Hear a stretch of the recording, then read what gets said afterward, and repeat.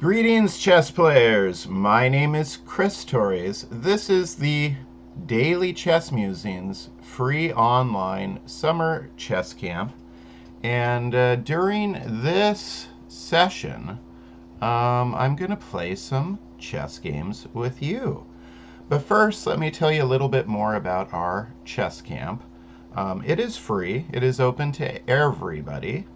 Only Scholastic youth players can get prizes. And one of our prizes, again, is from our guest who will be appearing with us on Friday, How I Became a Chess Grandmaster, Vinay Bod. Friday. Don't miss that show. Friday at this time, 10 a.m. Um, my name is Chris Torres. I have been teaching chess for a quarter century. And I am a correspondence chess master. And I'm going to play some chess with people who have signed up for our camp today. So let me go ahead and first let me check my Twitch. Yep, I'm there. Cool. Just making sure. It's always good to make sure. And can I accept your game? Quite possibly I can. But first, I need to cover up my own face in OBS, because otherwise I'm watching myself talk, and that's a little weird. That's a little weird. Alright, so I go to my screen. Let me double check that yep, my chessboard appears next to my face in Twitch. This is what we like. And I see a challenge all ready to accept. Alright, so Avani C, here we go. I am accepting. Hang on one second.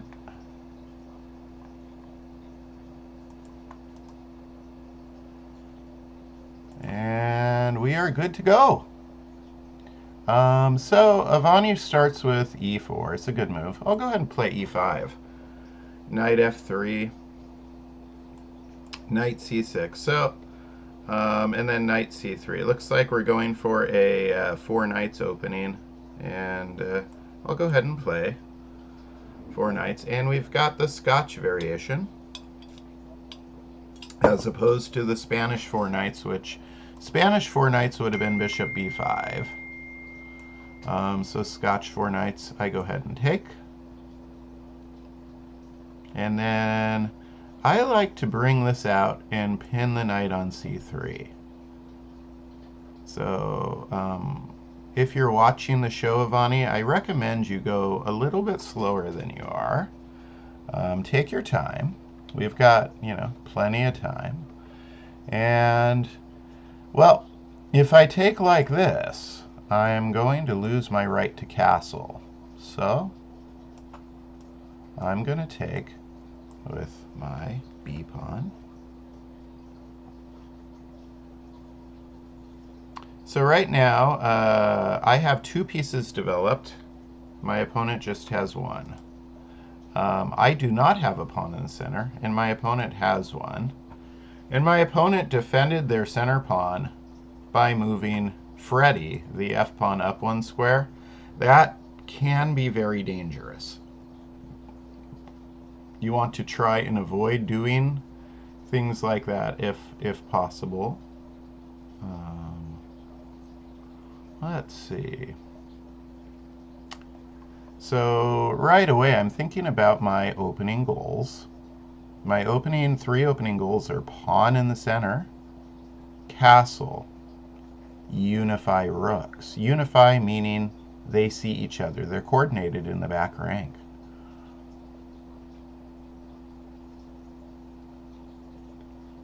Yeah, I'll go ahead and castle. This way I've completed a goal. Uh-oh.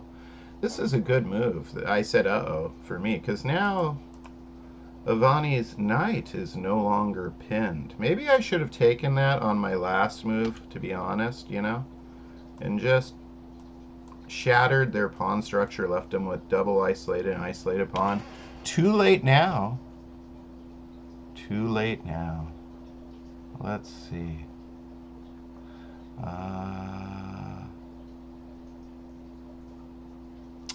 I'm really looking at queen to e7. It would get me closer to unifying my rooks, plus it's putting a queen in the same file as my opponent's king, which is something that is usually pretty good. We need to be mindful of discovered threats on our queen. That does not work, but I need to be mindful of it. If I'm going to put my queen where a knight can threaten it, I need to make sure that I come out okay. All right. Again, knight d5 is not a good move. It is not, because I would just take back with my knight, because this pawn is in fact pinned now. But I had to, check it out. All right, so now the pawn's not pinned.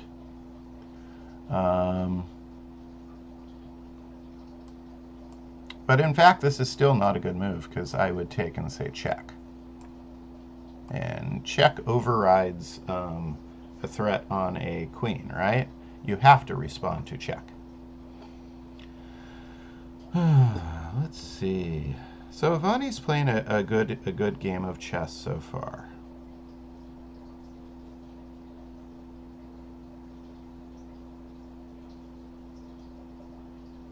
Part of me wants to just push to the center right now.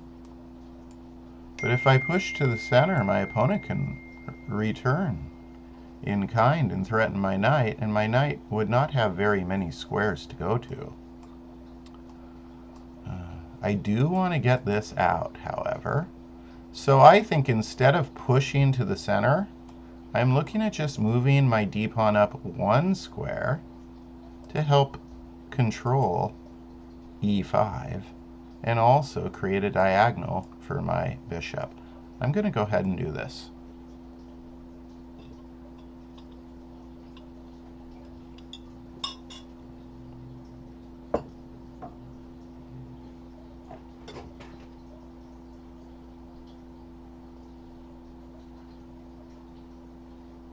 Okay, moving the queen again.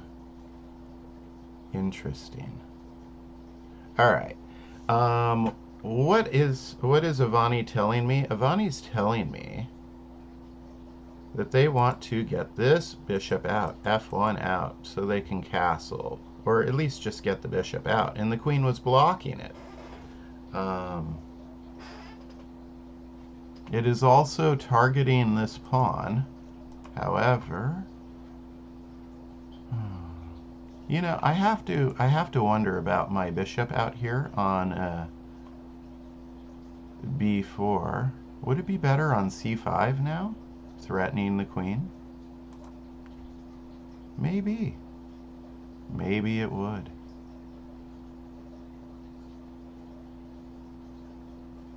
But, I did want to get this in the game. I really did.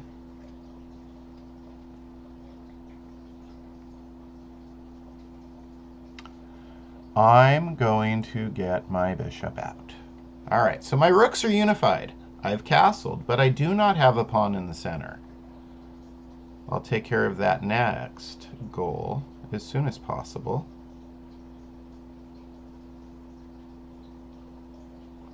Castling queenside. Wow. Things are going to get exciting now. So we're castled on opposite sides of the board, and this means that one of the key strategies is to disrupt what I like to call the pawn shields, right? You want to disrupt these guys. When you're castled on opposite sides, you can do this via pawn storm very nicely.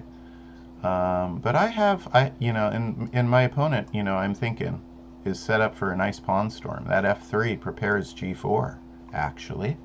But having said all of that, I have a semi-open file already. So if I were to launch, say, a5, I suspect my opponent would respond with g4 right away.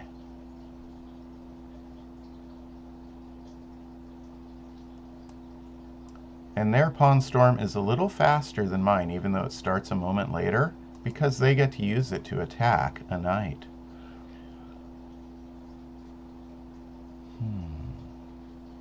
I could try this. Bishop takes, bishop takes, bishop takes. Then I could get trapped and then play a5 perhaps. Or I could play a5 and then do that. That might be best. Let's see.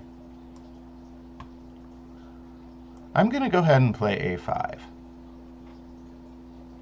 And I'm getting lots of challenges. I'll try and hopefully we'll, get to play a few of you during this hour. And if you miss out this time around, we'll try and schedule another session. So, and it's really nice to see so many familiar screen names and faces. As I said, I'm a scholastic chess coach in Northern California, and a lot of these players are players I recognize. Let's see. So I was not expecting this queen move, and queen's in the same file as my king. I don't like that. That's dangerous for me.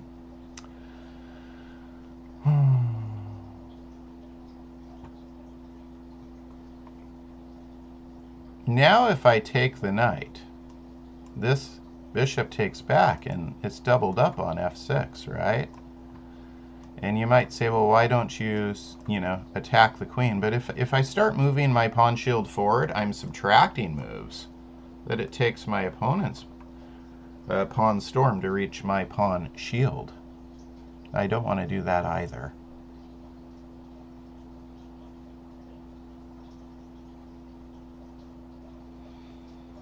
Okay, I'm going to use all of my pieces.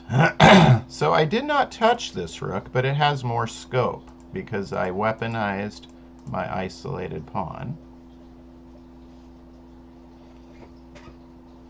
Let me look over at the Twitch screen real fast.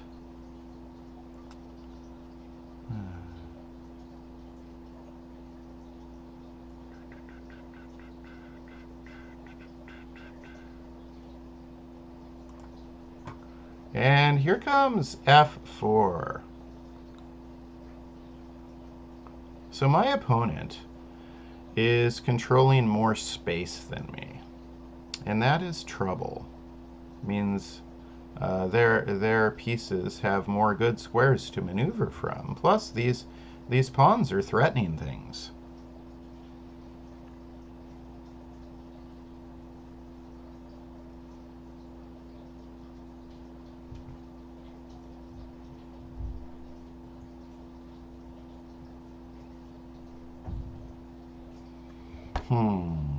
So I'm looking heavily at my checks, captures, and threats right now, because this is the heart of chess.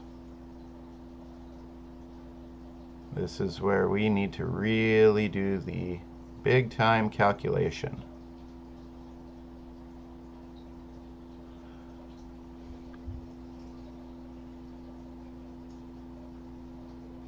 This is what we hope for in chess games, that we reach a position with some nice imbalances and potential.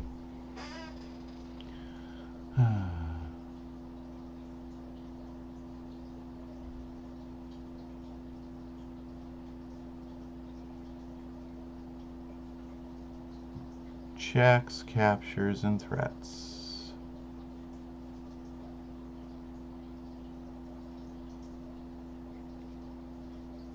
Well, I certainly don't want my opponent's bishop to get to c3. If I take the knight, their bishop gets there, and then they're... this is very complicated. Very complicated.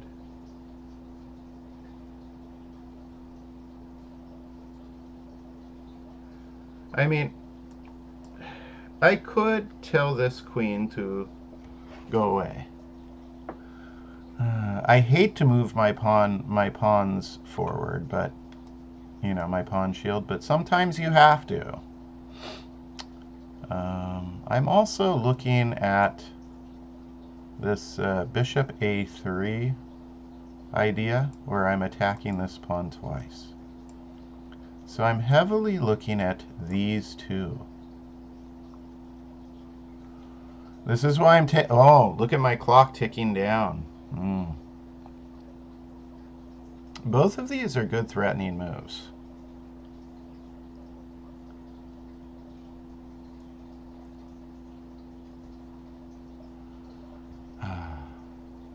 H6 is a lot safer for me. If bishop a3 doesn't work out, I probably lose the game. But it's an exciting move. I'm gonna, I'm here to entertain, right? I'm gonna play the exciting bishop a3 sacrifice. Potential sacrifice.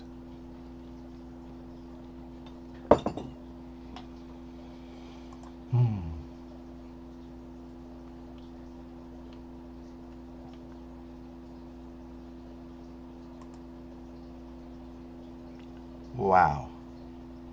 This is some spicy chess. All right, so they go ahead and take. And so then, of course, my plan is to get my queen over here, right?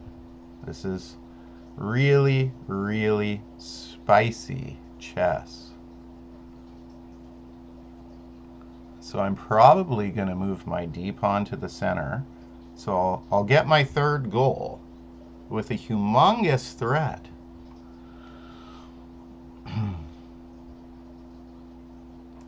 Here it goes. Humongous threat.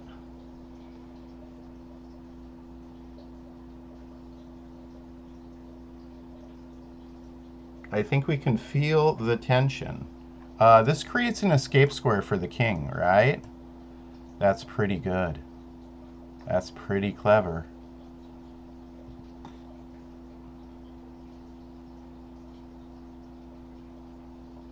Time's ticking, Coach Chris. Check.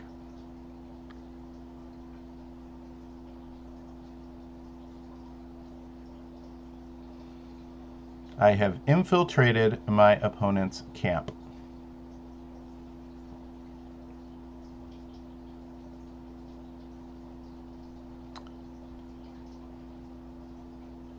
I see a very nice arrangement between the king and queen right now. They are on the same color. I would like to do something fun about that. I think I have potential for it, but I have to figure it out. Let's see.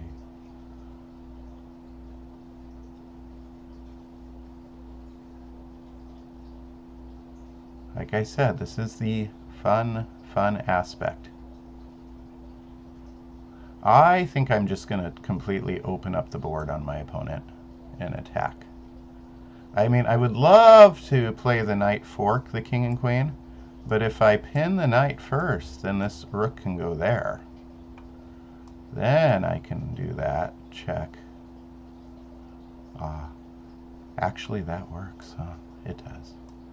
I'm going to pin the knight first.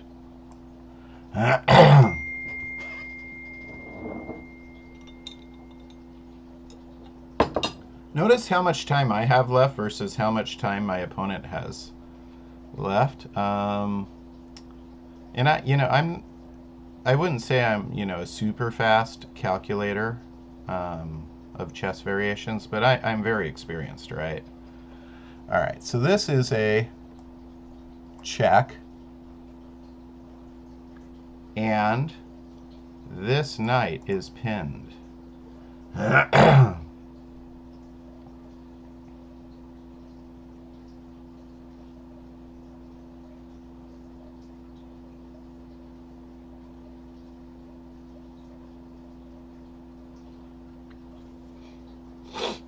The king and queen are being forked. My queen is under attack by a rook. There's a lot of stuff happening here.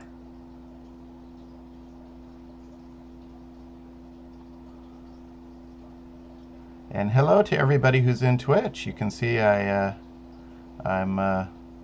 looking at you guys right now. Coming back. Let's see what we got.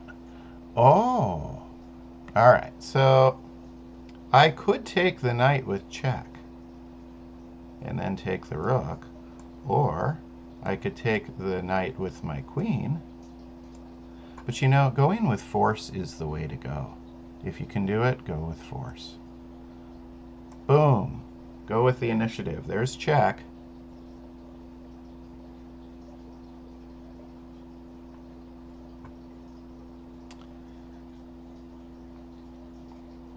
I could throw in an extra check right now.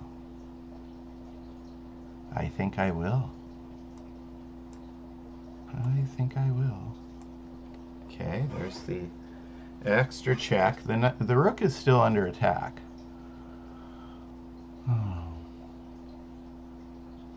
But now, yeah, this bishop is also in question. I think I take the bishop now and say check. Now the king would have to come out here.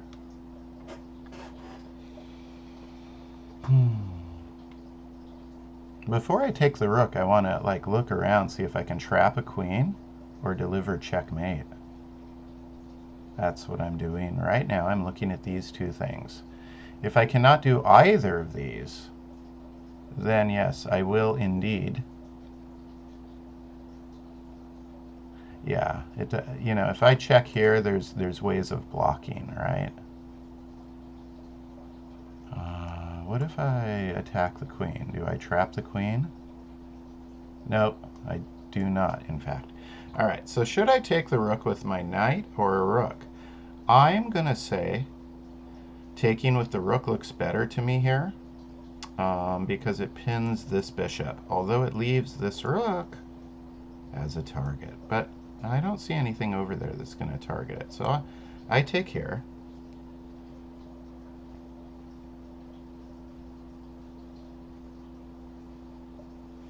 And now I see a neat thing. I can go here, and then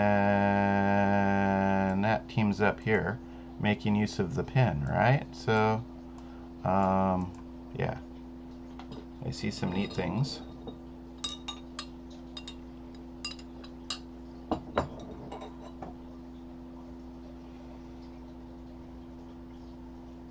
If you're watching the stream right now,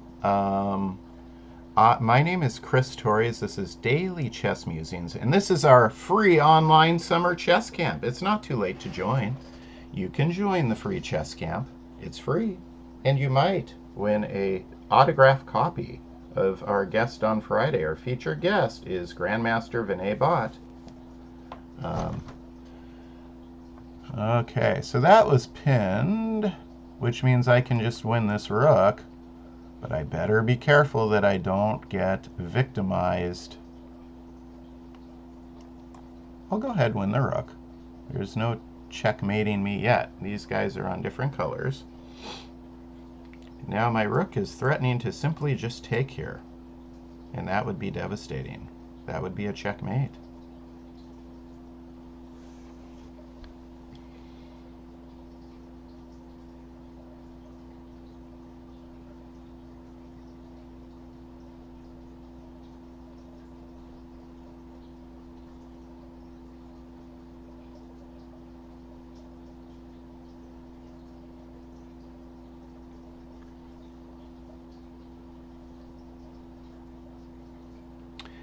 So I've been, again, my name is Chris Torres. I've been teaching chess for a very long time. And I think I just take, and that's checkmate. And that was a very exciting game. That was not easy. Let me do a quick game review. I like to, you know, be educational as possible, and then I'll play some other people. Let's see what we got here. Yeah, it was very high accuracy by both players. And let's start the review. Do I get an exclaim? Let's see. I like to look at my exclaims versus question marks. So all of this is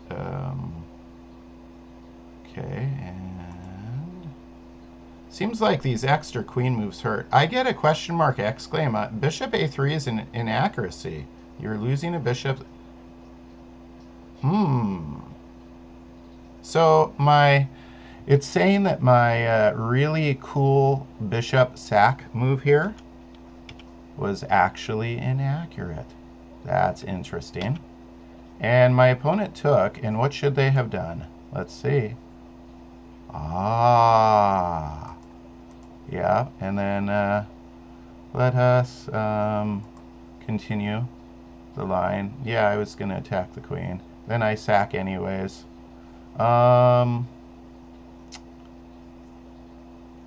It's an exciting line. I think, calling it inaccurate, I would have rolled with the punches with some tactics. And this is the way I like to play, right? This is a very, this is a Mikhail Tal kind of move right there. It's not 100% accurate, but it's going to win a lot of games. There's my exclaim. That's what I was looking for. Exclaim. I get the center with a threat, right? And then up. That was actually a mistake. And what was I supposed to? So I got, this is, okay, yeah. And, I said the one move was a Mikhail Tal move, but yeah, Tal would not have played Queen B4. He would not have made the mistake I made. It's a tempting mistake, pinning, right? And then my opponent makes this, overlooks the fact, maybe they're thinking that I'm going to trade a queen for a knight and a rook, which is reasonable, but I have this. There comes another exclaim. Cool. Again, I like to look at the number of exclaims, the ratio of exclaims to question marks. This is what I like to do. And there's a nice little checkmate. All right, so let me get back to my play screen, and we'll see who I'm going to play next. I think I got time for one more today, and looks like it's going to be Copper April. You're on top. All right, Copper April, here we go. I start with the center pawn. So I am occupying a center square, and I'm controlling another center square. Then I develop a knight. Pawn in the center, castle, unify rooks. I'm going to go Italian.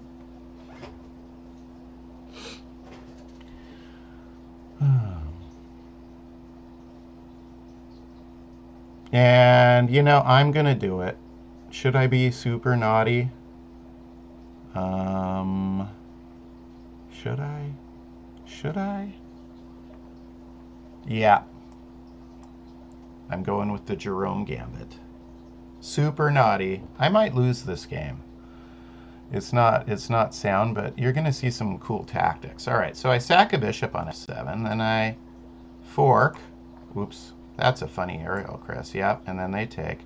And then I fork again.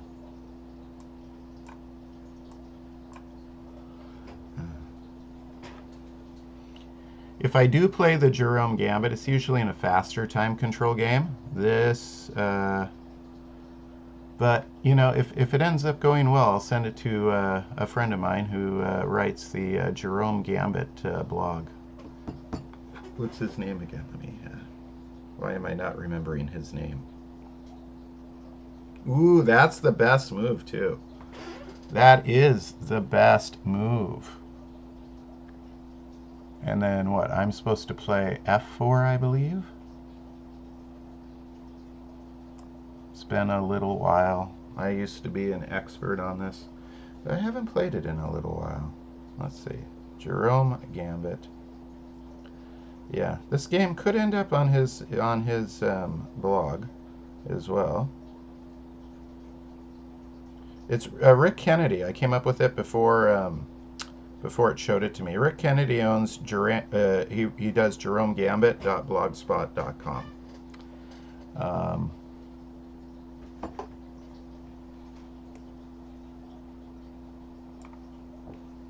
Okay. So my opponent's king is very exposed.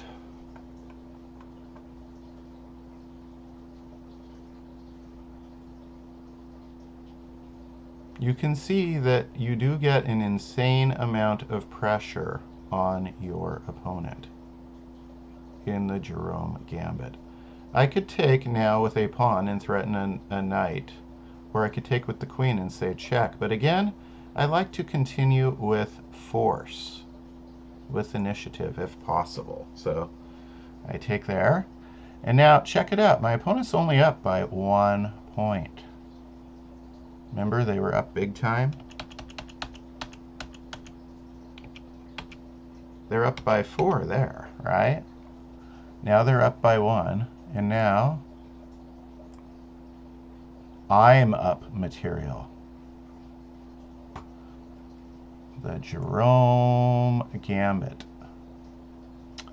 And let's see.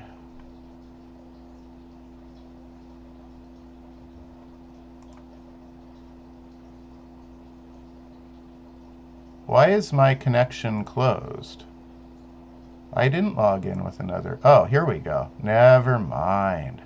That scared me for a second. It's like, what? I clicked the wrong thing. All right. Huh. Got chess.com open in 2 tabs, apparently. Let us see. Probably... Well, my queen's gonna move. We know this. Maybe queen to e3, but then there's like knight g4 threatening my queen, right? So let me talk about what I want to do when I'm under attack like this. My queen's under threat, and you know that's a big threat. So the most important thing I can tell you in chess, the most important lesson you can learn, in my opinion, is to respond, not react. So I'm taking my time. I'm not fleeing right away to what looks good. You don't want to rush with major decisions. And I'm looking for a place where my queen would be active, safe, and active. Safety's first. Activity second. So, you know, if I go here, there's nonsense here. You know, it's fairly active way over here, but I lose a center pawn. See, this is also a fork.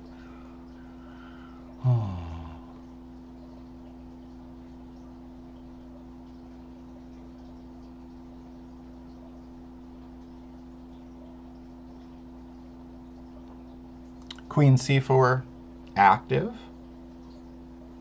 somewhat safe.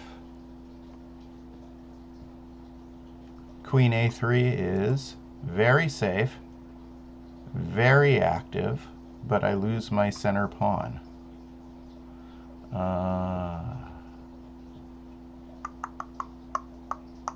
Big decision here. This is a serious decision. This is no joke. No joke. Queen b4 is safe for the moment, but my opponent can play c5, so then I'm bugged, right? And I want to go someplace that is sustainable. So safety, activity, and then sustainability. I would like to find a good square for my queen so I can focus my attention on some other things, not get chased around. Safety, activity, and sustainability. Let's see.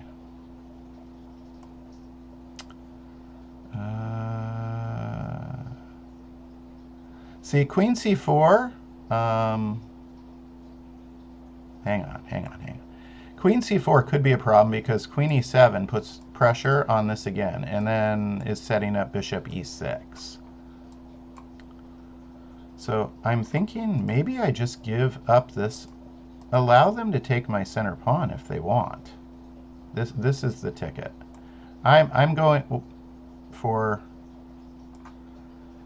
safety and activity big time here. So I'm on the same diagonal as my opponent's king, and I got this whole rank of scope, right? My queen has a lot of scope here, and I don't see that it's going to get threatened again really soon. If my opponent chooses to take this pawn, they aren't doing other things. They're taking my pawn, but they aren't, you know, I'll get castled. Okay, here they come. Here they come. So they're doubling up on my pawn. I'm going to do the simple thing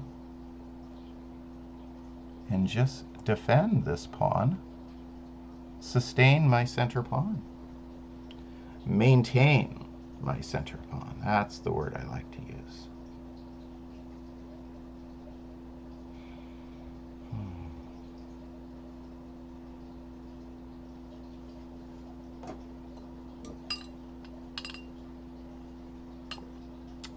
Once again, my name is Chris Torres. I am a chess professional. I run the dailychessmusings.com website, which is connected to our Daily Chess Musings Club on chess.com. All of this is free. And I also, boy, that's a lot of pressure on. So this is pin, so my opponent's building pressure on a pin. Makes sense. Good job. This is the free online summer chess camp. It is an annual tradition that I run a free camp in June, July, and August online. My motto is all those who want to learn are welcome. Only Scholastic, only players under 18 are eligible for prizes though. And I am going to castle. So now my rook is in the same file as my opponent's king. My king's a lot safer, but their king's in a lot more danger.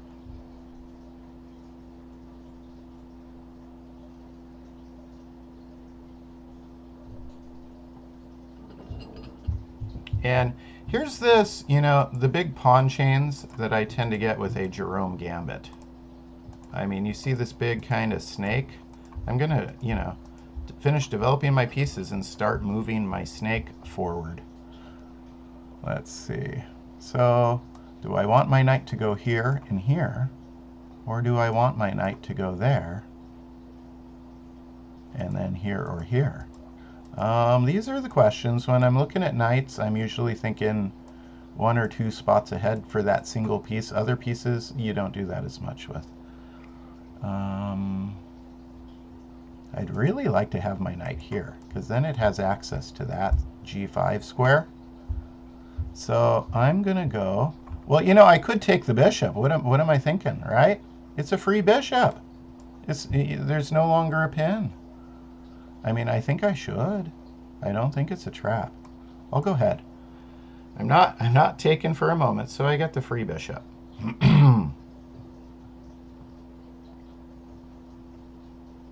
Freebie, yeah. Playing chess in the morning. Sometimes I miss freebies.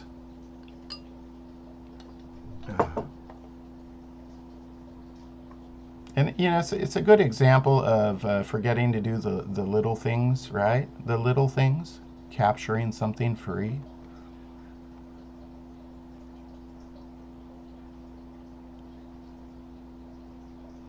Well, with my opponent's light bishop gone, I can move my queen over and check.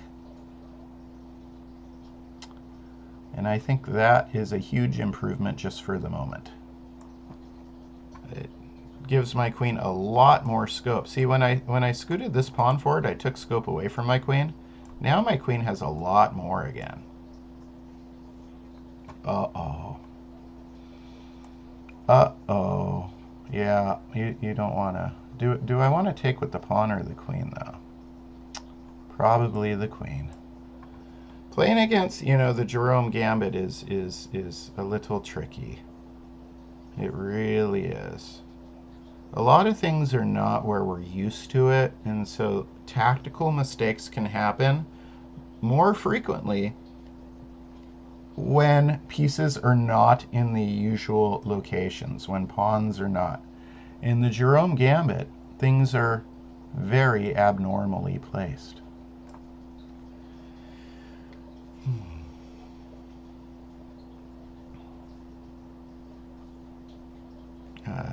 No, I'm not accepting draw offers right now.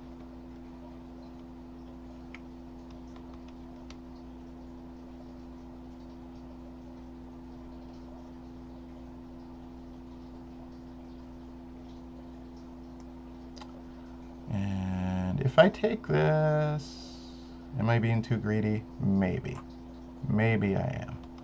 I don't need that pawn. I need to develop these guys, right? I don't need that pawn.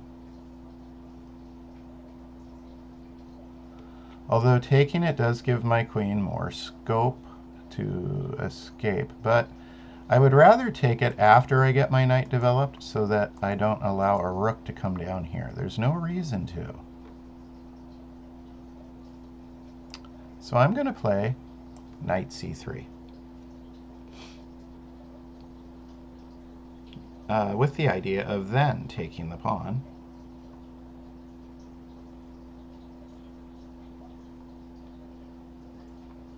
I could have also, of course, played queen e6 check. Nothing wrong with that.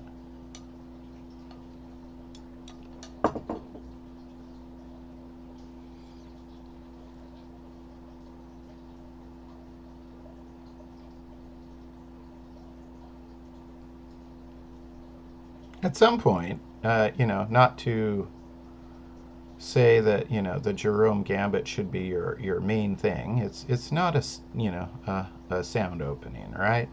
But it is what I call useful junk. when I teach classes, sometimes I'll show some useful junk.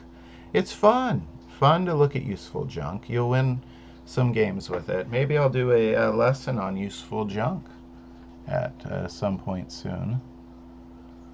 It looks like I can do a checkmate here, right? Yeah.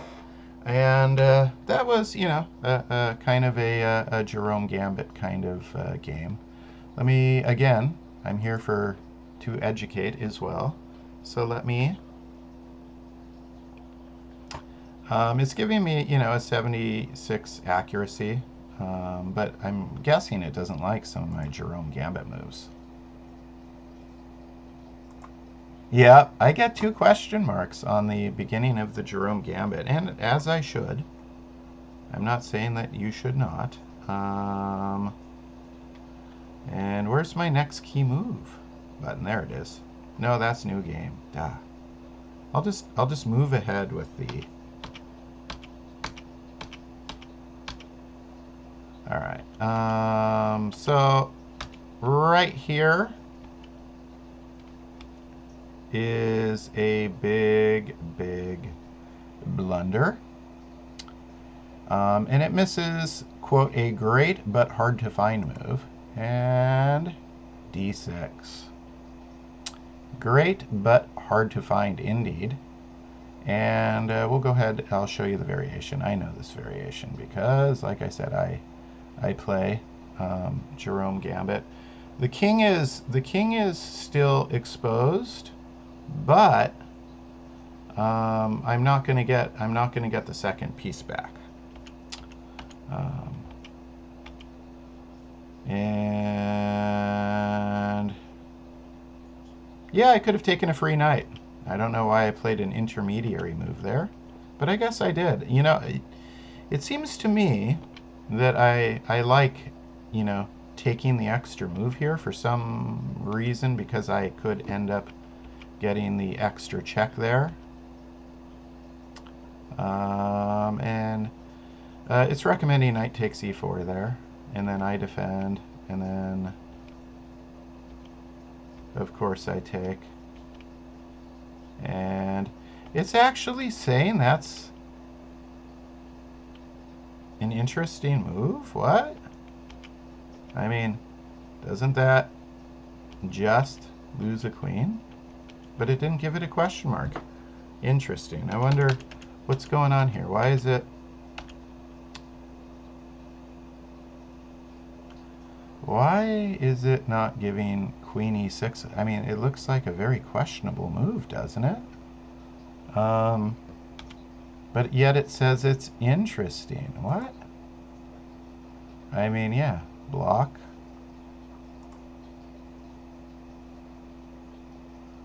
And then it's interesting. There's a lot of tactics worth looking at. Let me close this carefully. Go back to my play screen. I think I got time for maybe one more. We're starting to run low on time though, to be honest. And you guys have assignments. So I'm going to give you a few minute break because you have assignments at 11 to start working on again. And maybe you need a little snack or something like that. If you didn't get to play me this time around, no worries, okay? I will do this again, and next time I'll play some different players. So B. Shriyansh, I know we've played before, and I look forward to playing you again. My name is Chris Torres, and I run daily chess musings. And right now I'm running the free online summer chess camp, the daily chess musings free online summer chess camp. And you can still be a part of this chess camp. Just go to dailychessmusings.com and check it out. Check it out. And also, I see on my Twitch that I am at 99 followers. It would be pretty groovy to get one more follower. If you haven't followed me on Twitch, go ahead, do that. Let's watch it switch to 100. That would be pretty neat. It's a whole nother digit column. Check out the free online summer chess camp. Take part. If you're a young person, you might win an autographed book from my friend Vinay Bhatt, who will be here on Friday. It is a really great book. It has lots of photographs, lots of anecdotes, and lots of chess and inspiration. It's an inspiring story, and it's an inspiring book. Honestly, it's the best new chess book I've read this year. And I got to be careful because I'm friends with many chess authors. I don't want to accidentally hurt anybody's feelings. But this is a great book. It's so good that I'm going to give it away as prizes, autographed copies, and the age range for the camp, it is open to everybody. The camp is open to everybody. The prizes, I will give away prizes to players who are below 18. So youth chess players will be eligible for special prizes, but everybody is welcome to participate. You can sign up and be put in groups and in the tournament.